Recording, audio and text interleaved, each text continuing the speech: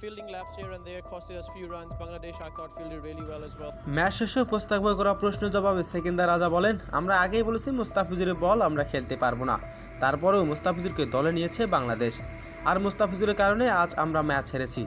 দর্শক উপস্থাপন করা প্রশ্ন জবাবে কি বললেন সেকেন্দার রাজা। দর্শক, বাংলাদেশ বনাম জিম্বাবুয়ে 5 টি20 ম্যাচের চতুর্থ ম্যাচ খেলতে নেমেছে বাংলাদেশ। শুরুতে ব্যাট করতে নেমে নির্ধারিত 19 ওভার 5 বলে সবকটি উইকেট হারিয়ে 143 রান করেন বাংলাদেশ, আর সে রানের জবাবে ব্যাট করতে নেমেছে জিম্বাবুয়ে। শুরুতে তেমন একটা ওপেনিংয়ের ছন্দ ছাড়া হয়ে যায় জিম্বাবুয়ের ব্যাটাররা, এরপর একের পর এক উইকেট হারাতে থাকে তারা। তবে শেষ পর্যন্ত মুস্তাফিজুর রহমানের দুর্দান্ত বোলিংয়ে হারাতে হয়েছে 2 উইকেট, আর তাতেই জিম্বাবুয়ের ব্যাটারদের হেনস্থ হয়েছে। আর মুস্তাফিজুরের কারণে সেই 2 ওভারের কারণে ম্যাচ হেরেছে জিম্বাবুয়ে। উপস্থাপন করা প্রশ্নের জবাবে সেকেন্দার রাজা বলেন, মুস্তাফিজুর রহমানের 1টি ওভার করে 2টি উইকেট তুলে নিয়েছেন তিনি, আর এতেই ম্যাচ হেরে গিয়েছি আমরা। তো দর্শক, জিম্বাবুয়ের বিপক্ষে বাংলাদেশের অকল্পনীয় শেষ ওভারে জয়টি আপনার কেমন লেগেছে অবশ্যই কমেন্ট সেকশনে জানাবেন।